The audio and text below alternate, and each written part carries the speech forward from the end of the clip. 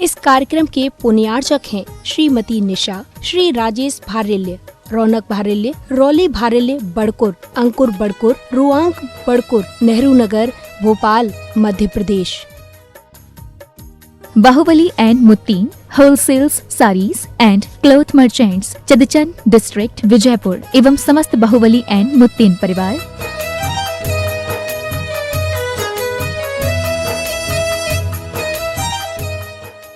महावीरा ज़ीरोन, आपकी हर फसल का विश्वास। महावीरा ज़ीरोन 5 in 1 के साथ किसानों की खुशी हमारे लिए सर्वोपरि है। महावीरा ज़ीरोन RM phosphates, Indore, Dewas, Mumbai and Dhule. Customer care number 8956926412।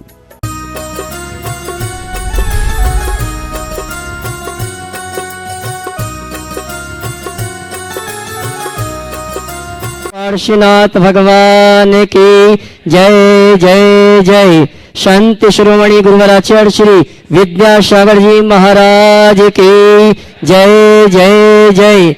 प्रमाणिक संत गुणायतन प्रणेता, शंका समाधान भावना एक प्रवर्तक, प्रखर वक्ता, जन जन के संत बड़े परम पूज मुनि श्री 108 प्रमाण सागर जी महाराज की, बोले परम पूज मुनिवर निर्वेक सागर जी महाराज की, बोले परम पूज मुनिवर शीतल सागर जी महाराज की, समस्त मुनि संघ की। तीर्थराज संबी शिखर की तलहटी में स्थित गुणायतन परिसर से टीवी चैनल का बहुचर्चित विश्वविख्यात संघ का समाधान का कार्यक्रम हम और आप सुने प्रारंभ करें। उसके पूर्व गुणायतन और श्री शिवायतन परिवार आपका हार्दिक अभिनंदन स्वागत करता है। चलते हैं प्रतिदिन की भांति मुनि संघ के श्री चरण में नमन करते हुए संघ का समाधान के कार्यक्रम के लिए निवेदन करेंगे। पारस चैनल, जिनवाणी चैनल और प्रमाणिक ऐप के माध्यम से जो इस कार्यक्रम को घर में बैठ के देख और सुन रहे हैं, उन सभी की ओर से और पूरे भारतवर्ष से यहाँ पर जो श्रावक श्राविका उपस्थित हैं, उन सभी की ओर से मुनि संघ के श्री चरणों में नमन करते हुए आशीर्वाद प्राप्त करेंगे और निवेदन करेंगे। संघ का समाधान के कार्यक्रम के लिए दोनों हाथ जोड़ लेंगे, बोलेंगे हे मुनिवर नमोस्तु, हे गुरुवर नमोस्तु, हे मुनिवर नमोस्तु।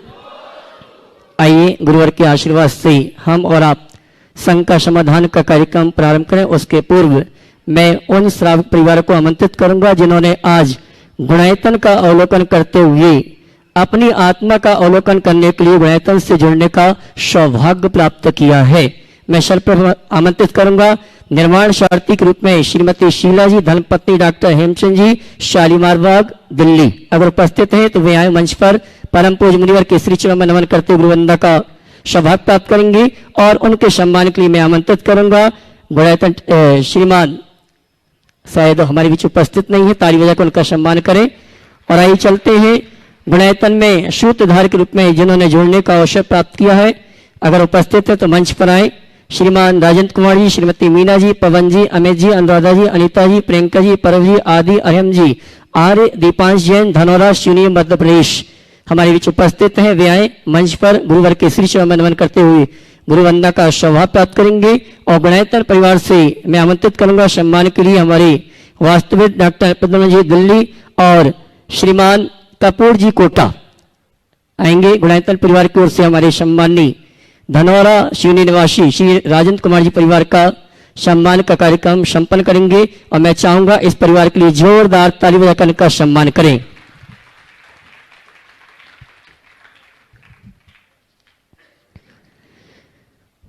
और आइए चलते हैं सम्मान की इसी क्रम के साथ संघ का समाधान का कार्यक्रम हम और आप प्रारंभ करेंगे।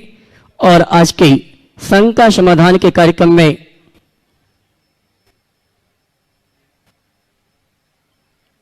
जोरदार ताली बजाकर का सम्मान करें।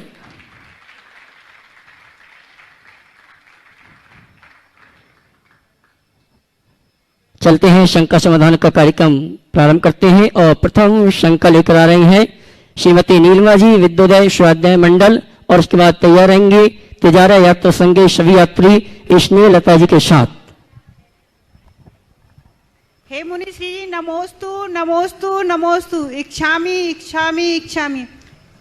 मुनि श्री जी हमारा प्रश्न यह है कि जैसे हम सिद्धि चक्र विधान रोज रोज नहीं कर पाते हैं और 8 पूजाओं के अर्घ्य चढ़ाते हैं, तो इसमें कोई दोष तो नहीं है? दोष नहीं, अधूरा है। पूरा तब होगा जब पूरा विधान करो। लेकिन हमारे यहाँ एक नीति है, पूरा जाता देखिए आधा ले बचाए। तो नहीं चढ़ा जितना हो उतना अच्छा है। अर्घ चढ़ाते हो तो अर्घ का पुण्य मिलेगा, पूरा करोगे तो पूरा का मिलेगा। नहीं, वैसे तो बैठते हैं सिद्धि चक्र विधान में। हो गया, जितना करोगे उतना मिलेगा। श्रीमती स्नेह लता जी तीर्थ के सभी यात्रियों के साथ, उसके बाद तैयार होंगे श्रीमान सौरभ जी ज्योति जैन सागर एक प्रश्न के लिए। नमोस्तु नमोस्तु नमोस्तु महाराज जी। महाराज जी, मैं आपका शंका समाधान 5 साल से सुन रही हूँ। तब आपने महाराज जी भावना योग के बारे में बताया था। मैं महाराज जी 15 साल से बहुत ज़्यादा बीमार थी, बचने की भी उम्मीद नहीं थी महाराज जी। जब से मैंने आपकी भावना योग सुना और जब से महाराज जी मैं 4 साल से दोनों टाइम आपका भावना योग कर रही हूँ। अब महाराज जी मैं बिल्कुल धीरे धीरे स्वस्थ हूँ, अब मैं बिल्कुल ठीक हूँ महाराज जी। मेरी दवाई भी बंद हो गई है महाराज जी। अब आगे मैं आपसे आशीर्वाद लेना चाहती हूँ कि आगे मैं ऐसे ही स्वस्थ रहूँ और महाराज जी बस मुझे आगे भावना योग ऐसे ही करती रहूँ, या कैसे भाई महाराज जी? बिल्कुल ऐसे ही करते रहो, खुद करो भावना योग, औरों को भावना योग करने की प्रेरणा दो। महाराज जी सबको यही बताती हूँ मैंने, तो सबको ये श्रीमती ज्योति जैन वीर जैन सागर, उसके बाद तैयार रहेंगे श्रीमान वीर जैन चेन्नई अपने परिवार के साथ। गुरुवर के चरणों में तीवार नमोस्तु नमोस्तु नमोस्तु। गुरुवर, हमारा प्रश्न है, आदिनाथ भगवान के पहले धर्म का प्रारूप क्या था एवं धर्म को तब लोग कैसे पहचानते थे? भगवान ऋषभ देव के पूर्व इस धरती में क्रियात्मक धर्म नहीं था, वो भोग भूमि थी। उस समय चतुर्विध संघ का अभाव था, न मुनि थे, न आर्यिका थे, न श्रावक थे, न श्राविका थे। भोग भूमि थी, नर नारी युगल रूप से जन्म लेते थे और पूरे जीवन भोग में लीन रहकर अंत में युगल संतान को जन्म देकर दिवंगत हो जाते। उस समय न परिवार था, न समाज था, न कुटुंब था। मनुष्य की समस्त आवश्यकताओं की पूर्ति उस समय होने वाले प्राकृतिक कल्पवृक्षों से हो जाती थी। ये व्यवस्था थी। धर्मतीत का प्रवर्तन भगवान ऋषभदेव ने किया। हाँ, पर धर्म नहीं था। लेकिन एक विशेष बात ध्यान देने की ये है कि उस काल में अधर्म भी नहीं था। उस समय लोगों की कषाएं बड़ी मंद थी, आवश्यकताएं बहुत सीमित थी, सब भद्र परिणामी थे, भोग भूमि के कहलाते थे। श्रीमान वीर जैन चेन्नई अपने परिवार के साथ, और तैयार रहेंगे श्रीमान कपूर चंद जी कोटा। महाराज श्री का मेरा और मेरे परिवार से नमोस्तु नमोस्तु नमोस्तु। महाराज श्री, मैं कल समेत शिखर जी का पहाड़ का वंदना करके आया था। रास्ते में रात्रि का 2 बजे मैंने देखा कि इतने सारे छोटे छोटे कीड़े मकोड़े मर रहे थे। सब कहते हैं कि कोई भी इस पहाड़ का वंदना करता है वो कभी नरक गति या पशु गति नहीं चाहता, किंतु जो जीव हिंसा मुझसे हुई हो तो क्या उसके लिए मुझे नरक गति या पशु गति जाना होगा? कृपया मेरे शंका का समाधान करें। बहुत अच्छा सवाल है। देखिए, जीव हिंसा से बचना हमारा परम धर्म है। ये बात सही है कि पर्वत की वंदना करने वाले नरक पशु गति से बच जाते हैं, लेकिन रात में वंदना करने से जो हिंसा होती है उसका पाप भी तो तुम्हारे सिर पर जाएगा। इसलिए मुझसे पूछो तो मेरी तो एक ही सलाह है, जैसे हम लोग दिन में वंदना करते हैं वैसे वंदना करो। अब महाराज दिन में वंदना करें तो फिर तो पता नहीं लौट के आ पाएंगे कि नहीं, ये दुविधा है। इसलिए आप लोग रात में चढ़ना शुरू कर दिए। रात में चढ़ना शुरू करने के कारण आप लोगों का ऐसा रहता है कि हाँ आप चलो रात में, इसलिए चलो पहाड़ दिखता नहीं, चढ़ जाते हैं और टाइम पर लौट कर आ जाते हैं। लेकिन ये विवेक और विचार तो होना ही चाहिए। मुझे इस बात की बेहद प्रसन्नता है कि तुम जैसे बच्चे के मन में कम से कम ये सवाल तो उठा। लोग तो आंख मूंद के वंदना करते हैं। विवेक पूर्वक करना चाहिए, जीवों को बचाते हुए करना चाहिए। और जिन दिनों जीव राशि बहुत अधिक हो उन दिनों अपनी वंदना पर पुनर्विचार करना चाहिए। जितना हम हिंसा से बचेंगे उतना ही धर्म होगा। समझ गए? नमोस्तु महाराज श्री। श्रीमान कपूर चंद जी कोटा, उसके बाद तैयारेंगी बहन विजय लक्ष्मी जी नेमावर इंदौर। मंच पे विराजमान दोनों गुरुचरणों के चरणों में मेरा नमोस्तु नमोस्तु। मंच पे विराजमान अलग जी महाराज और सुलग जी महाराज को वंदनामि वंदनामि वंदनामि। गुरुदेव, मेरे मन में शंका है, शंका उत्पन्न होती है, परंतु आपका दर्शन होते ही स्वतः ही शंका का समाधान हो जाता है। तो गुरुदेव, आपके आभा मंडल की ऐसी क्या विशेषता है? मुझे नहीं पता। समाधान हो जाए तो अच्छा। मैं तो सोचता हूँ सबका समाधान हो जाए तो एक शंका समाधान का भी समाधान हो जाए। लेकिन ये बात आपकी सच नहीं दिखती। अगर हमारे आभा मंडल से सबका समाधान होता तो भैया जी के बाल लोग क्यों नोचते? भैया हमारा नंबर नहीं आया, हमारा नंबर नहीं आया, हमारा नंबर नहीं आया, रोज परेशान होते।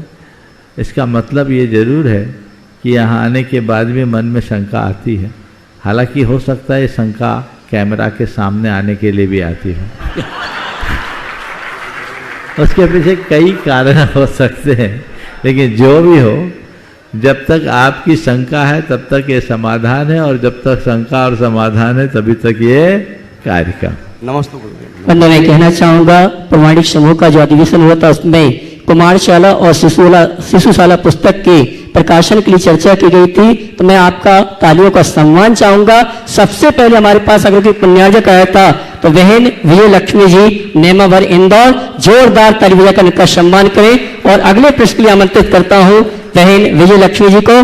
उसके बाद तैयारेंगे ब्रह्मचारी दीपक भैया आरोन। नमोस्तु गुरुदेव।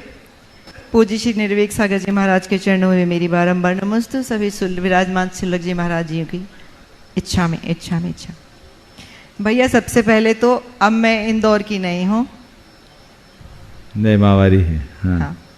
वही बोले तो अच्छा लगता है। महाराज श्री, आज का प्रश्न मेरे ज्येष्ठ भ्राता श्री अभय जी और उनकी धर्मपत्नी श्रीमती सुलोचना जी की ओर से है, जो आपके गुणायतन के ट्रस्टी भी हैं। उन्होंने बारंबार आपको नमोस्तु निवेदित करते हुए प्रश्न पूछा है कि ये अभिषेक विधि में जो हस्त प्रक्षालन का मंत्र है उसमें आता है ओम ह्रीम असुजर सुजर भव स्वाहा हस्त प्रक्षालनम करोमि। तो इसमें जो असुजर सुजर आया है उसका क्या अर्थ है और वो भाव के साथ उसका क्या तालमेल है?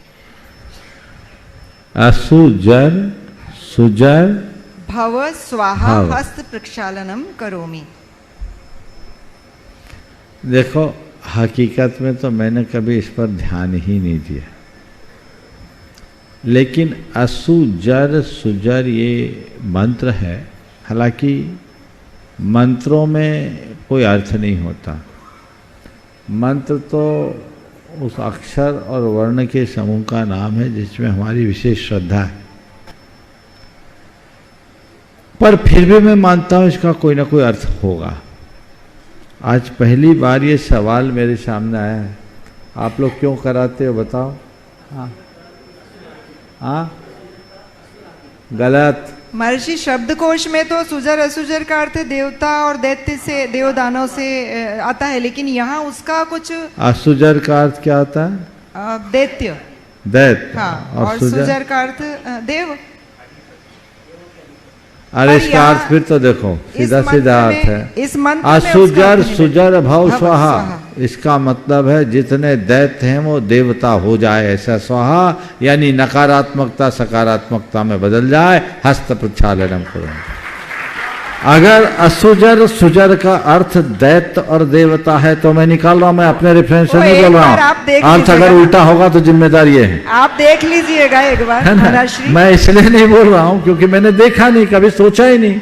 लेकिन यदि असुजर और सुजर का अर्थ ये है जिसकी संभावना भी है, और ये कह रहे तो गलत नहीं कह रहे होंगे, सही होगी। तो अगर असुजर का अर्थ दैत्य है और सुजर का अर्थ देवता है तो इसका सीधा अर्थ बैठता है कि असुजर यानी दैत्य, सुजर भव यानी देवता हो जाओ, दैत्य देवता बन जाओ, यानी नकारात्मकता सकारात्मकता में परिणत हो जाए। हस्त प्रक्षालनम करो। मैं फिर भी मेरा निवेदन महर्षि, आप इसको एक बार देख करके समझ के बताइएगा, क्योंकि हस्त प्रक्षालन का तो जल से संबंध है। हस्त प्रक्षालन क्यों? जल से हाथ क्यों धो रहे हैं? सारा काम तो हाथ में करना, हाथ से ही करना, और हाथ में नकारात्मकता तो ये सुजर असुजर का कुछ हाँ। जल से तालमेल बैठना मैं चाहिए, तो मुझे बोल रहा ऐसा हूं, लगता है। मेरी और देखूंगा, अभी तो प्रश्न आया है, जरूर कुछ ना कुछ निकलेगा, लेकिन अभी बात मुझे संयुक्त ही दिख रही है कि क्रियाएं मुझे हाथ में करना, हाथ से करनी है, और हाथ में नकारात्मकता भरी रहेगी तो मैं अर्जित कैसे करूंगा? तो मुझे पुण्य उपार्जन करना है तो सबसे पहले मुझे दानव भाव को मिटाकर देव भाव जगाना है। इसलिए असुजर सुजर भाव स्वाहा, ऐसा अर्थ लगा। मेरा समाधान तो इससे हो जाएगा, लेकिन मेरे भैया का नहीं होगा। नहीं हो जाएगा, उसका भी दिमाग लगाएंगे। एक बार बहन जी का जोरदार करतल ध्वनि से अभिनंदन कर दो। ये आप देख रहे हैं इन्हें, ये डिप्टी कलेक्टर के पद से रिजाइन करी है और बाल ब्रह्मचारिणी है, समझ गए। अपनी 10 साल की लगभग सर्विस शेष थी, अभी तो IAS अवार्ड हो जाता है इनको, संभवतया हो जाता है ना, हाँ, लेकिन इनका कहना है मैं उससे कहीं आगे हूँ। और वाकई में जो मोक्ष पथ का अनुरागी होता है उसके लिए बाकी सब बातें अर्थहीन हो जाती है। बहुत बहुत आशीर्वाद। आपकी तालियां और एक बजती बात हैं। और कहूँगा, कह दूँ, आज मुझे इनकी एक बहुत अच्छी बात लगी। पिछले दिन मैं बोलता हूँ और बहुत अच्छी बात है और सबको प्रेरणा है। सुनो सुनो सुनो, मैं क्या बोल रहा हूँ सुनो। पिछले दिन सुनो तो मैं एक अच्छी बात बोल रहा हूँ, मजा आपको अच्छा लगेगा। कि चर्चा आई प्रामाणिक समूह के द्वारा पुस्तक को प्रकाशित करने की। छोटी छोटी राशि कुछ लोग बोल रहे थे, मैंने बीच में इंटरप्ट कर दिया, रोक दिया कि ये छोटी छोटी राशि लोगे तो कैसे काम पूरा होगा। कम से कम 100 वाले को बोलो हमारे पास बड़े बड़े दातार। मैंने रोका। बहन जी के पास कई लोगों की बात आई, लोग तो मुझ तक नहीं पहुंचा पाए, हिम्मत नहीं कर पाए, लेकिन ये बहन जी आज मेरे पास आई और मुझसे जो बात कही वो मुझे विचार करने के लिए बाध्य कर दिया। न कही कि महाराज जी, बड़े बड़े दातारों का आपने स्वीकार कर लिया, छोटे का स्वीकार नहीं होगा तो ये छोटे दातार बड़े कब बनेंगे। मुझे लगा बात मुझसे चूक हुई। मुझे ये कहना था कि अनाउंसमेंट छोटों का नहीं करो, बड़ों का करो। मेरा आशय ये था कि छोटे की जो एक रोज चालू हो जाती वही हो जाती, समय बहुत लग जाता। लेकिन आज मैं सबको आशीर्वाद देता हूँ, जितने छोटे रह गए थे वे भी अपना दे दो, पर मंच से घोषणा नहीं होगी, लाभ आपको मिल जाएगा, क्योंकि मंच की अपनी एक व्यवस्था है, समय की सीमा है। लेकिन एक बात सही है, किसी भी अच्छे कार्य में छोटे और बड़े सबका सत्कार करना चाहिए और छोटों का विशेष सत्कार होना चाहिए, क्योंकि वही उन्हें बड़ा बनाएगा। ये मैंने आज लेसन लिया है और इसका सबको ध्यान रखना चाहिए। बहुत बहुत आशीर्वाद। ब्रह्मचारी दीपक भैया और उसके बाद तैयारेंगी बहन सपना जी रोहरी। नमोस्तु गुरुवर, नमोस्तु गुरुवर, नमोस्तु गुरुवर। गुरुवर, मेरी शंका थोड़ी सी है। समूह शरण में 20,000 सीढ़ी होती हैं, उनको सभी पर जानवर आते हैं, सभी लोग आते हैं, तो कैसे ऊपर पहुंच जाते हैं उसके लिए? उसमें स्केलेटर लगा रहता है, पैर चलाना नहीं पड़ता, अपने आप पहले से दूसरी से। हवाई जहाज में चढ़े हो कि नहीं चढ़े हो? हाँ, तो बस वही सिस्टम चलता है। चलिए, एस्केलेटर लगा होता है। हाँ। सपना जी बिहारी, उसके बाद तैयारेंगे श्रीमान पंकज जी शास्त्री शलंगर। इसका तात्पर्य यह है कि ये टेक्नोलॉजी बहुत पुरानी है, आज की नहीं है, समझिए। चलिए, गुणायतन प्रणेता परम पूज्य गुरुदेव के पावन चरणों में हम सब परिवार और पूरे व्यवहारी नगरवासियों की ओर से बारंबार नमोस्तु नमोस्तु नमोस्तु। गुरुदेव, प्रश्न ये है कि एक बेटी का माँ के प्रति क्या कर्तव्य होना चाहिए, और शादी के पहले और शादी के बाद बेटी के क्या कर्तव्य माँ के प्रति वो होना चाहिए? नमोस्तु। बेटी का माँ के प्रति, पिता भी जोड़ लो, माँ बाप के प्रति। तो बेटी का माँ बाप के प्रति शादी के पहले अपने आचरण और व्यवहार से उन्हें प्रसन्न रखना चाहिए, उनके यश और कुल के गौरव को बढ़ाने के लिए प्रयत्नशील रहना चाहिए। और शादी के बाद भी इस बात का ध्यान रखना चाहिए कि मुझे ऐसा जीवन जीऊं कि मुझे देखकर लोग मेरे माँ बाप से ये पूछने के लिए बेताब हो उठे कि किस पुण्य से ऐसी बेटी को पाया, किस पुण्य से ऐसी बेटी को पाया, ऐसा बेताब हो उठे। और हाँ, जरूरत पड़े तो उनके लिए बेटा बनकर उन्हें आगे बढ़ाना चाहिए, उन्हें सहयोग देना चाहिए। श्रीमान पंकज जी शास्त्री शलंगर, उसके बाद तैयारेंगे पूजा जी आशीष जी अजमेरा इंदौर। एक प्रश्न के लिए गुरुवर के चरणों में कोटि शत नमन, शुल्लक जी के चरणों में इच्छा में।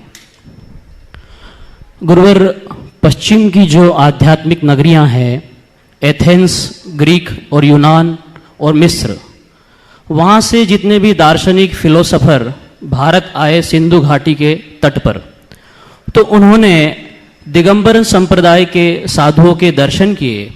उसके पश्चात उन्होंने दिगंबर साधुओं के साथ तत्व चर्चा भी की, और जब वो वापस अपने देश गए तो उन्होंने कहा कि भारत में तत्वज्ञानी बुद्धिमानी नग्न दिगंबर साधु को उन्होंने जिम्नोसोफिस्ट नाम से संबोधन दिया।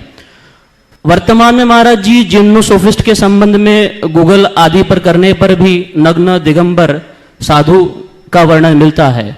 तो महाराज जी, ये जो शब्द है ये लुप्त सा हो गया है, जबकि ये इतना बड़ा शब्द विदेशी साहित्य में, पश्चिम के साहित्य में, भंडारों में मिलता है कि जिम्नोसोफिस्ट नग्न दिगंबर रहते थे, शुद्ध आहार लेते थे, याचना से आहार नहीं करते थे, गुफाओं में रहते थे, साधना करते थे।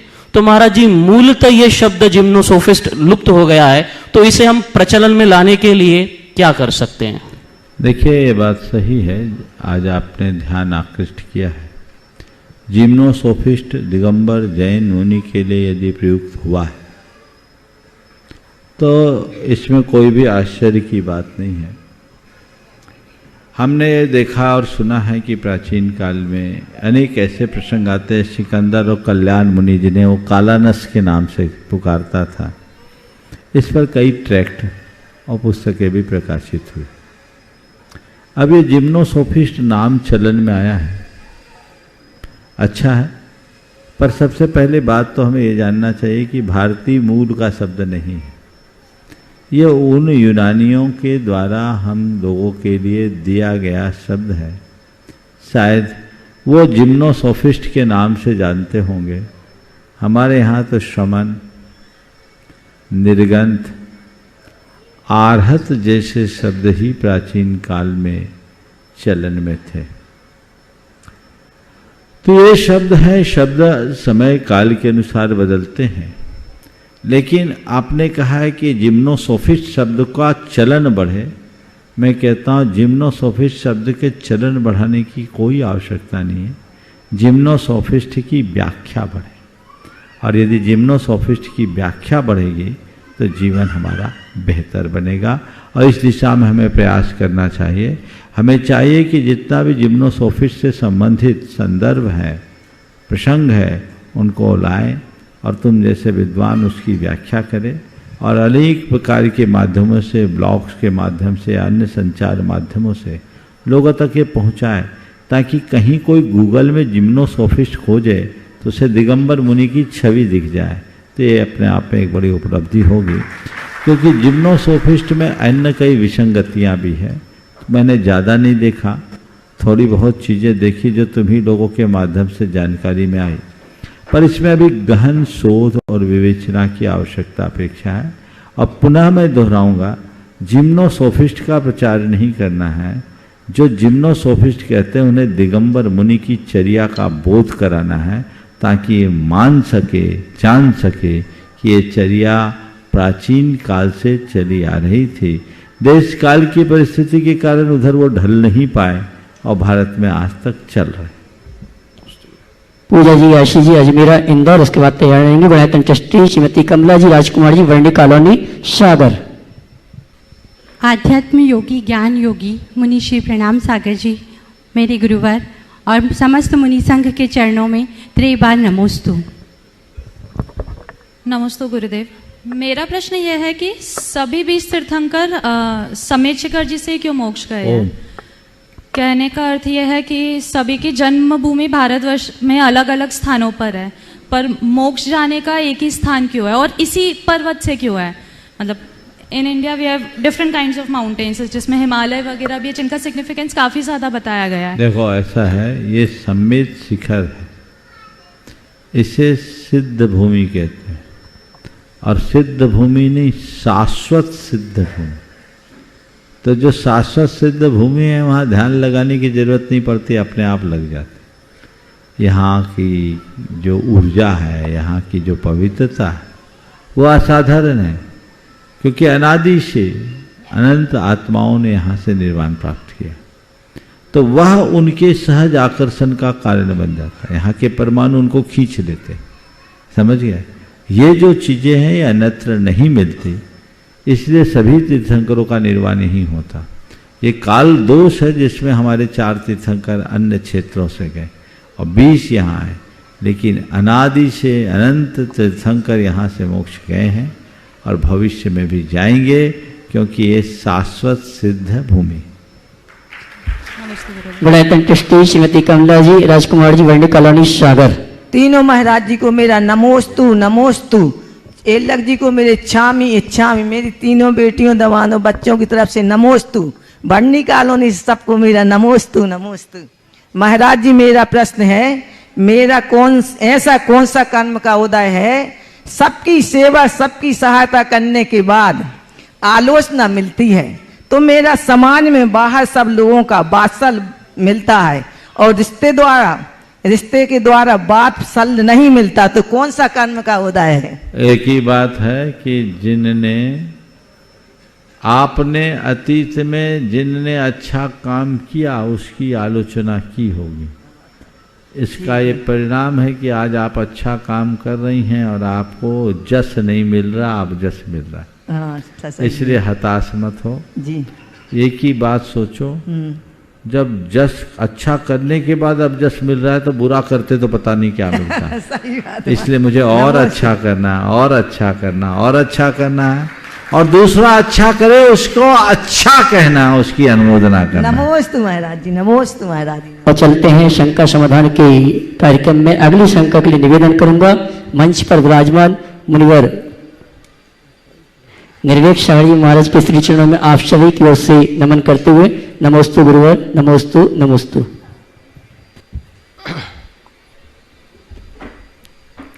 मुनिश्री को नमोस्तु करते हुए, आचार्य महाराज एक ऐसे संत हैं जिन्होंने आगम का अध्ययन किया और समाज के लिए बहुत कुछ प्रदान किया, और समाज भी उनके पास बहुत से भक्तगण पहुँचते हैं बहुत कुछ आशा लेकर के कि गुरुजी हमारे लिए पूरी तरह क्लियर कट समाधान करेंगे। निवेदन करते हैं गुरुजी आप हमारे यहाँ पर आइए, हमारे कार्यक्रम में सहयोगी बनिए। तो आचार्य श्री प्रायः 2 शब्द कहते हैं, देखो और विशुद्धि बढ़ाओ। अब सामान्य श्रावक देखो और विशुद्धि बढ़ाओ का तो समझ नहीं पाता, और आज तक इसका अर्थ कोई भी समझ नहीं पाया।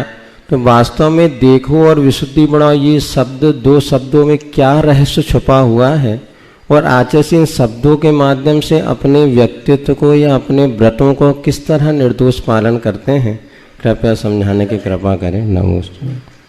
देखो और विशुद्धि बढ़ाओ। विशुद्धि बढ़ाओ भी वो बाद में ही बोलते हैं, प्रायः देखो ही कहते हैं। जब गुरुदेव से कहा कि आप ये देखो शब्द का प्रयोग क्यों करते हैं, तो उन्होंने एक बहुत अच्छी बात कही कि अनिश्चय की दशा में निश्चय की भाषा का प्रयोग नहीं करना चाहिए। अनिश्चय की दशा में निश्चय की भाषा का प्रयोग नहीं करना चाहिए। हम अभी जो कुछ अनिश्चित है उसको हम निश्चित के रूप में कैसे कहें? हमने हाँ कह दिया और कहीं नहीं कर पाए तो उसे संशोधित करने की स्थिति आ सकती। इसलिए जो निश्चित है उसको निश्चित कहो और जो अनिश्चित है उसको अनिश्चित कहो। देखो कहने में बचाव, ना हाँ है ना है। ना कर दूं तो आपका दिल दुखेगा, हाँ कर दूं ना हो तो हमारे वचन भंग होंगे। तो बीच का रास्ता है, तुम भी मजे में रहो हम भी मजे में। देखो हाँ ना, हाँ कहूँ तो ना है और ना कहूँ तो हाँ है, कहूँ तो नहीं समझो, नहीं कहूँ तो हाँ, और हाँ और ना के बीच में जो कुछ है सो है ना। तो है सो है, इसलिए देखो जानो उसमें काम हो जाएगा। ओ और आइए चलते हैं शंका समाधान के कार्यक्रम में। अगली शंका लेकर आ रहे हैं हमारे जैन समाज के गौरव, राष्ट्रीय अल्पसंख्यक आयोग भारत सरकार में जो जैन समाज का प्रतिनिधित्व करते हैं, श्रीमान धन्य कुमार जी जिनप्पा जी भंडे, वेलगांव। महाराज नमस्ते महाराज, नमस्ते महाराज। आज तक तो मैं एक विद्यार्थी हूँ, इधर मैं आया था सुनने के लिए आया था।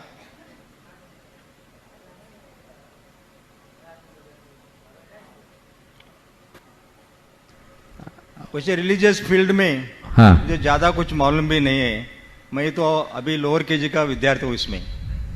फिर मैंने एक जो कुछ देखता हूँ उससे मुझे ऐसा लग रहा है अभी हमारे जैन समाज में अभी जो डिविजन्स हो गए, श्वेतांबर, दिगंबर, 13पंथी, 20पंथी, होना तो नहीं चाहिए था, हो गए। फिर भी उनका जो इतिहास जो है, तीर्थंकर तो 24 है, महावीर एक है, उनके लिए भी हम एक है, हमारे लिए भी एक है। लेकिन महावीर का जो इतिहास है, उनका स्टेटस, पर्सनल स्टेटस, एक पंथ बोलते हैं कि वो महावीर बाल ब्रह्मचारी थे और दूसरे बोलते कि महावीर शादीशुदा थे। वो थोड़ा स्टूडेंट जो लेवल में हमारे यहाँ भी थोड़ा गड़बड़ाहट हो रही है, कंफ्यूजन होता है, कंफ्यूजन हो रहा है। सो देखिए ये रीजन क्या होगा ऐसा होने के लिए? देखिए, सबसे पहली बात तो मैं ये कहूँगा गुंडे साहब, ये एक स्वाभाविक प्रक्रिया है। कोई पेड़ उगता है तो जैसे जैसे पेड़ बढ़ता है उसके ब्रांचेज भी बढ़ते जाते हैं और सब ब्रांच अलग अलग होते हैं, लेकिन जुड़े एक पेड़ से रहते हैं। तो ये हमारे जितने भी सेक्ट हैं, ये जैन धर्म के पेड़ की शाखाएं हैं और जितनी चाहे जितनी शाखाएं हों उससे कोई फर्क नहीं पड़ता, लेकिन सब की जड़ एक है, ये समझ होनी चाहिए। सबका मूल एक है, हम जैनत्व की जड़ से जुड़े रहे। आज के संदर्भ में सभी से मैं ये कहूँगा कि कुछ भी हो जाए, तुम्हारी जो मान्यताएं, जो आस्थाएं, जो विश्वास और परंपराएं हैं उन्हें अपनाओ, लेकिन ये सब मंदिर के भीतर, पूजा स्थल के भीतर, उपाश्रय के भीतर। बाहर निकले तो हम सब जैन हैं, बस ये सोच लेकर। यदि ये सोच विकसित हो जाती है तो कहीं कोई कठिनाई नहीं। आस्थाएं नहीं बदली जा सकती, पर हम अपने जड़ को एक जरूर रख सकते हैं, जड़ से जुड़ जरूर रख सकते हैं। और है तो जैन की शाखाएं, सब हमारे ही भाई। अब रहा सवाल भगवान महावीर के विवाह करने और न करने का, तो हम तो एक बात जानते हैं, भगवान, हम महावीर भगवान को पूछते हैं, उनके विवाह और अविवाह से हमारा कोई लेना देना नहीं है। भगवान महावीर के महावीर होने में उनके विवाह करने और न करने से कोई फर्क नहीं पड़ता। अगर वो बाल ब्रह्मचारी थे तो भी हमारे लिए महावीर हैं, और अविवाहित थे तो भी हमारे लिए महावीर हैं।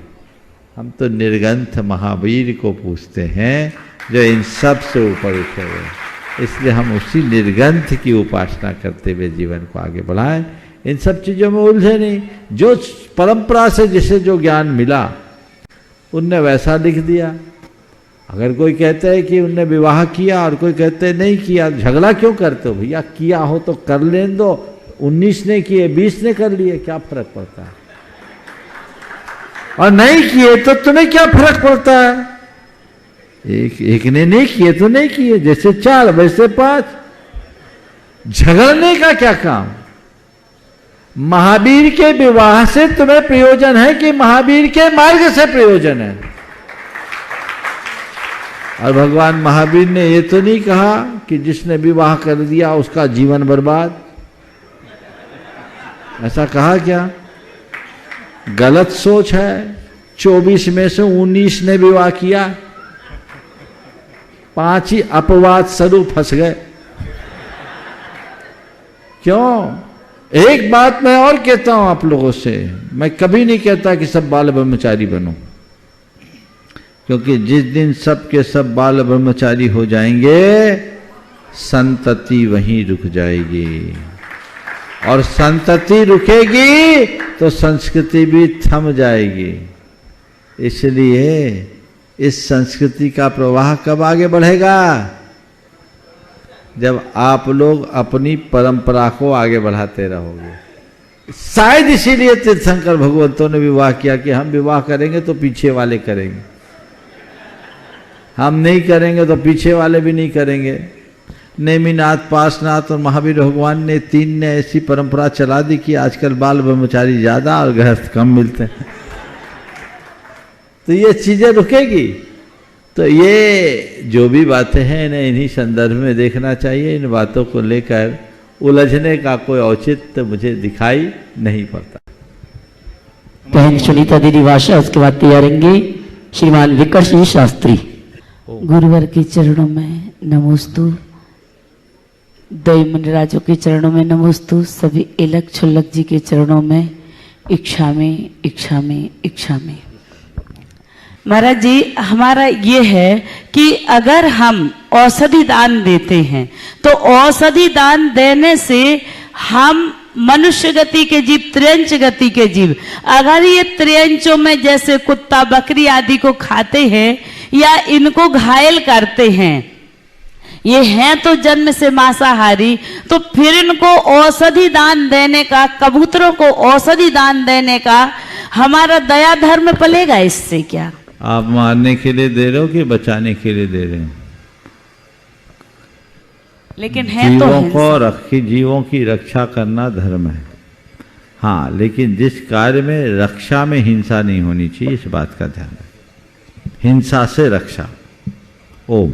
लेकिन है तो ये सब क्या मांसाहारी जीव, तो मांसाहारी और शाकाहारी नहीं देखे जाते। जीव दया कबूतर मांसाहारी नहीं है, नहीं, क्रूर प्राणियों को पालने का निषेध किया है, लेकिन दीन दुखी जीवों पे मेरे ओर से करना स्रोत बहे, करना बुद्धि से, ऐसा कार्य करने में कोई दोष नहीं। श्रीमान विकट जी शास्त्री, उसके बाद तैयारेंगी रमेश जी पितवा जी वीणा। पूज्य मुनिवर के चरणों में कोटि कोटि नमोस्तु। मंचासीन सभी एलक जी, छुल्लक जी महाराजों के चरणों में कोटि कोटि नमोस्तु।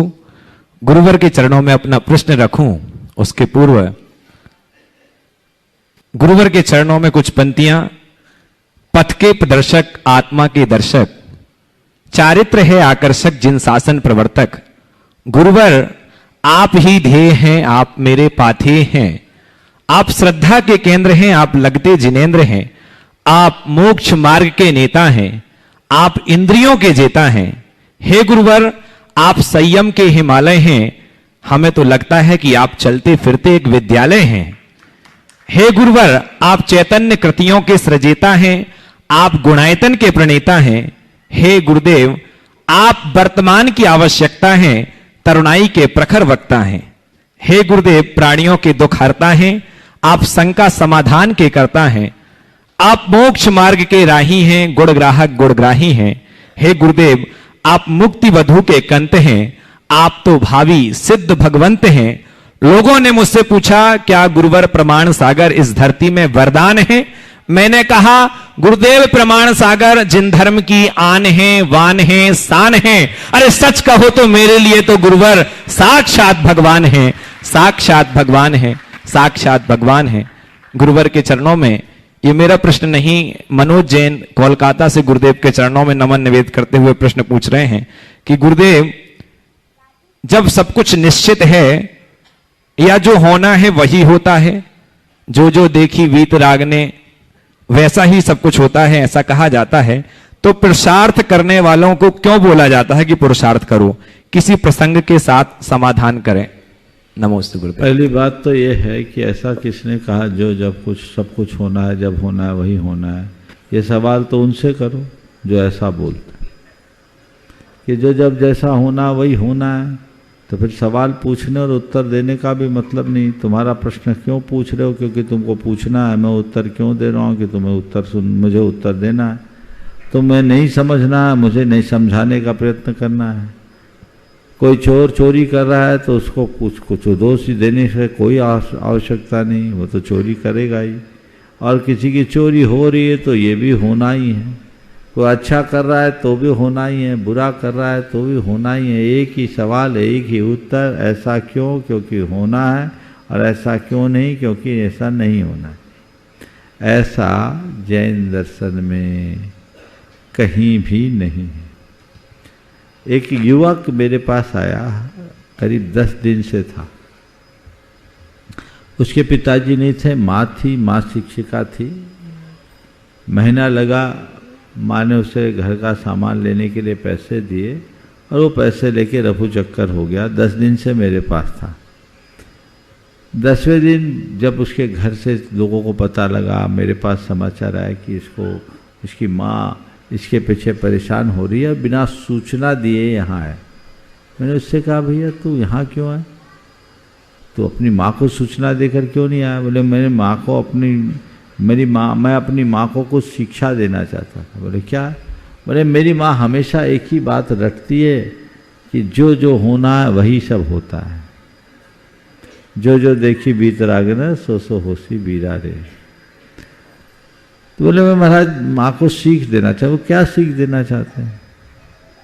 बोला महाराज जी मैं इसीलिए यहाँ माँ को बिना बुलाए आया हूँ और अभी मैं जाऊँगा माँ के पास, 2 दिन बाद जाऊँगा। 2 दिन बाद गया। माँ ने पूछा कहाँ गया था? बोले जहाँ भगवान, जो हाँ भगवान के ज्ञान में झलका था। बोले घर का सामान क्यों नहीं लाया? बोले यही भगवान के ज्ञान में झलका था। अब पूरा महीना निकल गया, सारा पैसा कहाँ कर दिया? बोले जहाँ भगवान ने देखा था। कोई पूछे, माँ कहे ये सब क्यों वाला? जो भगवान के ज्ञान में यही था, भगवान के ज्ञान में यही था, भगवान के ज्ञान में यही था। माँ बहुत जोर से झल्लाई। तो माँ ने कहा तू मुझे परेशान क्यों कर रहा है? बोले यही भगवान के ज्ञान में झलका। मैं क्या करूं? 2 दिन तक वो एक ही उत्तर दिया कि ये सब क्यों हो रहा है? भगवान के ज्ञान में ये झलका है। तीसरे दिन माँ की मति फिर गई और उसने कहा ठीक है अब भगवान के ज्ञान में सही झलक गया। इसलिए इन बातों में बिल्कुल पढ़ने की जरूरत नहीं है। हमारे तीर्थंकर भगवंतों ने कहीं ऐसा उपदेश नहीं दिया कि जो जब जैसा होना है सब मेरे ज्ञान में झलक रहा है, तू चिंता मत कर, तू हाथ पर हाथ धर के बैठ जा। ऐसा तो नहीं है। ऐसे लोगों के लिए टोडरमल जी ने एक बहुत अच्छी फटकार लगाई। वहाँ उनने कहा कि जब तेरा यहू श्रद्धान है, माने जब जैसा होनहार होगा, तो उस प्रसंग में उनने आगे लिखा कि जब तेरा यहू श्रद्धान है तो तू किछु भी कार्यनि का उद्यम मत कर। जब तेरा ऐसा ही श्रद्धान है तो तू कोई काम करने का उद्यम मत कर। जब तेरा यहू श्रद्धान है तो तू किछु भी कार्यनि का उद्यम मत कर। तू खान पान व्यापार आदि में तो उद्यम करे और यहाँ होनहार बतावे है सो जानिए हैं तेरा साचा श्रद्धान यहाँ है नाही, झूठी मानादिकते बातें बनावे। कि भैया तेरा ये विश्वास है तो कोई काम का उद्यम मत कर, हाथ में हाथ धर के बैठ जा, दुकान में बैठ, जो जो देखी बीत राग न, कहाँ का आए, सामान उठाए तो ठीक, पेमेंट दे तो ठीक, न दे तो ठीक, जितना लेना है ले ले, जितना देना है दे दे। भोजन के लिए बैठ गए, सामने वाला परोस दिया तो ठीक, ना परोसा तो ठीक, मनोनुकूल है तो ठीक, ना है तो ठीक, करो। तो तू खान पान व्यापार आदि में तो उद्यम करे और धर्म के दरबार में होनहार बतावे, यहाँ होनहार बतावे। तो तेरा साचा श्रद्धान यहाँ है नहीं। झूठी माना दिखते बातें बनावे हैं। ऐसे बातें बनाने वालों से अपना समय बर्बाद करने का कोई औचित्य नहीं है। भगवान ने ये नहीं कहा कि जो कुछ होना है मेरे ज्ञान में है। भगवान ने अपने उपदेश में यही कहा कि अपना कल्याण करना चाहता है तो सामान्य को अंगीकार कर। परिवज्जन सामान्यम यदि इच्छति दुख परिमुखम। शीघ्र सामान्य को अंगीकार कर यदि तू दुखों से मुक्त होना चाहता है। रत्नत्रय को अंगीकार कर तभी तो भव पार हो सकेगा। भव सागर से पार उतरने का और कोई रास्ता नहीं है, ये भगवान ने ही तो कहा है। तो हम भगवान की सुने कि उनकी सुने, उन्हीं से पूछो। नमस्ते। श्रीमान गणेश जी प्रतिभा जी वीणा अपनी शंका का समाधान प्राप्त कर उसके पूर्व में सम्मान सहित मंच पर गुरु वंदना के लिए और सम्मान के लिए आमंत्रित करूंगा। दिल्ली से कृष्णा जी जैन, श्रीमती कृष्णा जी ट्रस्टी गुणायतन और जिन्होंने स्वर्ण दान देकर अपने जीवन को स्वर्ण रूप प्रदान किया है, मैं सम्मान सहित आमंत्रित करूंगा श्रीमती कृष्णा जी और उनके सम्मान के लिए मैं आवाज दूंगा श्रीमती अर्चना जी गुणायतन ट्रस्टी कलकत्ता। महाराज श्री, मेरा प्रश्न यह है कि विपरीत परिस्थितियों में मैं अपने भाव को कैसे संभालूं? अनेक बार इसका उत्तर दिया है। सोच को सकारात्मक रखो, थोड़ा धैर्य रखो, तुम्हारे भाव सुधर जाएंगे। ओम नमोस्तु। श्रीमती कृष्णा जी सपरिवार आमंत्रित हैं और उनके सम्मान के लिए आमंत्रित करूंगा श्रीमती अर्चना जी गुणायतन ट्रस्टी कलकत्ता। और अगली शंका के लिए तैयार रहेंगे श्रीमान राजू जी सुरेश जी रोकड़े।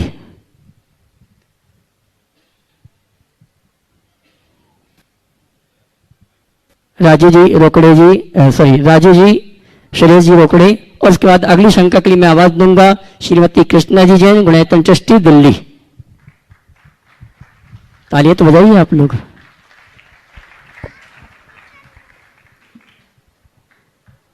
महर्षि के चरणों में मेरी ओर से, मेरे परिवार की ओर से और प्रशांत बिहार पूरे समाज की ओर से त्रै बार नमोस्तु नमोस्तु नमोस्तु। क्षुल्लक जी के चरणों में इक्षामी इक्षामी इक्षामी। महर्षि, मेरा एक ये क्वेश्चन है, हमारे वहाँ पर कोई चमास हुआ था। हमारे प्रशांत बिहार में कोई महाराज श्री आए थे, अनेकांत सागर जी। तो जैसे कहते हैं महर्षि समेत शिखर है, अयोध्या जी है, ये शाश्वत भूमि है। और ये बताया कि चौथे पंचम काल में, छठे काल में ये ऐसे ही रहेंगे, इसका विनाश नहीं होगा। और इसका कारण क्या है? इसके नीचे एक उसका डायमंड का सतिया बना हुआ है। तो महर्षि कहाँ तक ठीक है? समझ में नहीं आया महर्षि ये बात। देखो, महाराज जी ने जो बताया सही बताया है, लेकिन शायद आप लोगों को समझने में चूक हुई हो। हाँ जी। पर्वत का स्वरूप शाश्वत नहीं है, पर्वत का स्थान शाश्वत है। अच्छा जी। हाँ जी महर्षि। इस स्थान पर स्वस्तिक अंकित है। ये शाश्वत भूमि है, अयोध्या और समेत शिखर। लेकिन काल के प्रभाव से ये भी चकनाचूर होगा। 1 योजन तक संपूर्ण धरती चकनाचूर होगी। फिर जब सुकाल आएगा तो फिर से पर्वत उठेगा। ये पर्वत तो पूरा 12 योजन का। हाँ जी। अगर हम ज्योग्राफिकल दृष्टि से देखें तो इसे अवशिष्ट पहाड़ की श्रेणी में लिया जाता है। हाँ जी। अवशिष्ट पहाड़ जो जैसे हिमालय मोरदार पहाड़ है। हाँ, आपने अगर भूगोल पढ़ा होगा तो जानते होंगे। हाँ, नया मोरदार पर्वत, पुराने मोरदार पर्वत ही झीचे छोटे छोटे छोटे होते होते अवशिष्ट हो जाते। हाँ जी। तो ये अवशिष्ट है, छोटी सी पहाड़ी का रूप ले लिया। तो ये पहले से इसका क्षरण हुआ, उत्तरोत्तर क्षरण हो रहा है। पर जिस समय हमारा चौथा काल शुरू हुआ था ऋषभदेव के काल में 12 योजन का था। अभी इसके डायमीटर को देखें तो 1 योजन रह जाता है। तो ये धीरे धीरे क्षीण होगा, स्थान छोटा होगा। अजितनाथ भगवान के काल में पर्वत इतना बड़ा नहीं था। हाँ जी। अगर अजितनाथ भगवान के काल में इतना बड़ा होता तो उनका सिर उस टोक से टकराता। हाँ जी। क्योंकि 450 धनुष उनकी हाइट थी। एक धनुष में 4 हाथ होता है, तो 450 धनुष यानी 1800 फुट। 1800 फुट में तो अगर ऐसे हाथ सीधा करे तो लगभग 2700 फुट हो जाते। और आज इसकी पूरी समुद्र तल से ऊंचाई है 4440 फीट। तो 4440 फीट तो कुल हाइट ही है। तो यहाँ की भी हाइट होगी। अगर यहाँ से करे तो मेरे ख्याल से 2-3 हज़ार फुट होगी, तो ऐसे खड़े करते तो पहुँच जाते। और जो अजितनाथ भगवान की टोक वहाँ बैठते कैसे? तो इसी से ये बात साबित होती है कि स्थल वही है, स्थिति नहीं, स्थिति बदलेगी। श्रीमान राजेश जी, खामगांव महाराष्ट्र, मीनाताई के भाई संभाजीनगर। उसके बाद तैयार रहेंगे श्रीमती पद्मा जी, प्रिया जी, प्रशांत जी, कर्नाटका, मैंगलोर। नमोस्तु महाराज जी, नमोस्तु महाराज जी, नमोस्तु महाराज जी। महाराज जी, हमारा प्रश्न आचार्य भगवान के हाइकू से है। शब्द पंगु है, जवाब नहीं देना भी लाजवाब है।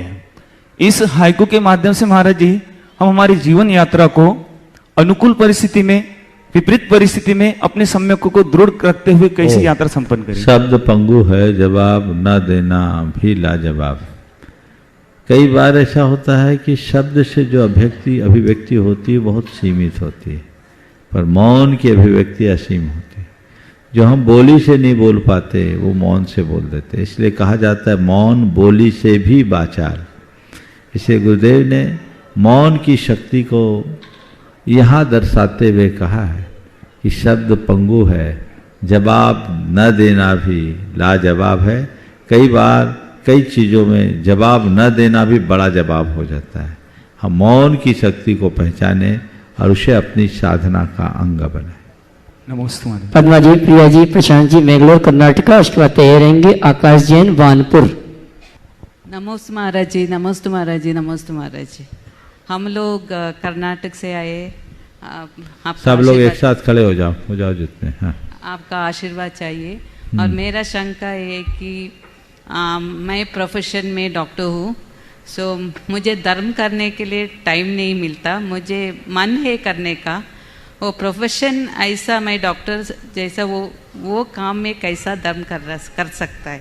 मेरा हिंदी देखिए, आप डॉक्टर हैं, मैं सभी से कहता हूँ आपके इस माध्यम से, धर्म का मतलब ये नहीं कि जो रिचुअल्स है वही धर्म है। ये अवधारणा बदल देनी चाहिए। हमें प्रोफेशन रिलेटेड धर्म का भी पालन करना चाहिए। आप एक डॉक्टर है ना, तो डॉक्टर होते हुए अगर लोगों का उपकार सेवा का कार्य करते हैं, लोगों को अहिंसा शाकाहार के लिए प्रवर्तित करते हैं और गलत तरीके से इलाज करने से बचते हैं, तो ये भी आपका एक धर्म ही है।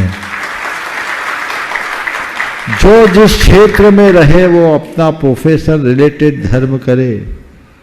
रिचुअल्स तो अपनी धार्मिक भावनाओं को उभारने का एक साधन मात्र है। मूलतः धर्म हमारे विचार और व्यवहार के शुद्धि का नाम है। यदि वो नहीं है तो हमारे पूजा पाठ का कोई अर्थ और औचित्य नहीं है। इसलिए इस बात को बहुत गहराई से समझना चाहिए। जो लोग धार्मिक क्रियाएं बढ़ चढ़ के करते हैं वो अपने आप को धर्मी मानने का भ्रम न रखें, और जो लोग किन्हीं कारणों से धार्मिक क्रियाओं में पीछे रह जाते हैं वो अपने मन में हीनता मत लाए। निष्ठा पक्की होनी चाहिए, श्रद्धा पक्की होनी चाहिए, भाव और विचार अच्छे होने चाहिए। हाँ, अनुकूलता के अनुसार धार्मिक क्रियाओं में पीछे नहीं होना चाहिए, पर केवल धार्मिक क्रियाओं में रूढ़ या मुग्ध भी नहीं होना चाहिए। ये दोनों चीज़ें हम साथ में जोड़ करके चले, अंदर सामंजस्य बना रहे तो जीवन अच्छा बनेगा। तो मैं आपके माध्यम से आप जैसे सभी प्रोफेशनल्स को ये संदेश देना चाहूँगा कि प्रोफेशन रिलेटेड धर्म भी एक बहुत बड़ी बात है, और सबका पहला धर्म अधर्म से बचना। रोज नहीं कर सकते, जिस दिन छुट्टी हो उस दिन 24 घंटे में ऐसा कुछ अपने आप को रिचार्ज कर लो कि सप्ताह भर की खुराक मिल जाए। और आपको पूजा पाठ करने का समय नहीं मिलता। आप अगर डॉक्टर हो, पेशेंट को देखती हो, ओपीडी में बैठते हो, तो पहले भगवान का नाम ले लो, नमोकार जप लो। यदि आप सर्जन हो, सर्जरी कर रही हो, तो सर्जरी की क्रिया करो और नमोकार जपते रहो। आपका धर्म हो गया। देश काल की सीमाएं बाधक नहीं होती, दुर्बलता बनती है हमारे मन की निष्ठा की कमी। तो निष्ठा मजबूत बनाइए, ऐसे ही लगे रहिए और समय समय पर अपनी बैटरी को फुल चार्ज कर लीजिए, रास्ता प्रशस्त होगा। सभी को आशीर्वाद यहीं पर विराम। बोलिए परम पूज्य आचार्य गुरुवर श्री विद्यासागर जी। जय जय।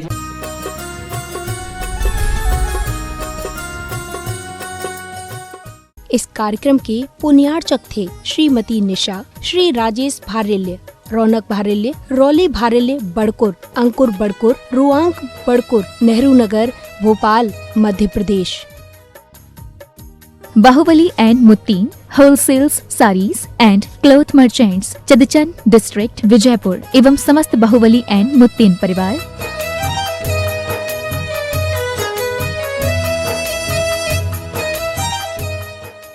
महावीरा ज़ीरोन, आपकी हर फसल का विश्वास। महावीरा ज़ीरोन 5-in-1 के साथ किसानों की खुशी हमारे लिए सर्वोपरि है। महावीरा ज़ीरोन RM phosphates, Indore, Dewas, Mumbai and Dhule. Customer care number 8956926412।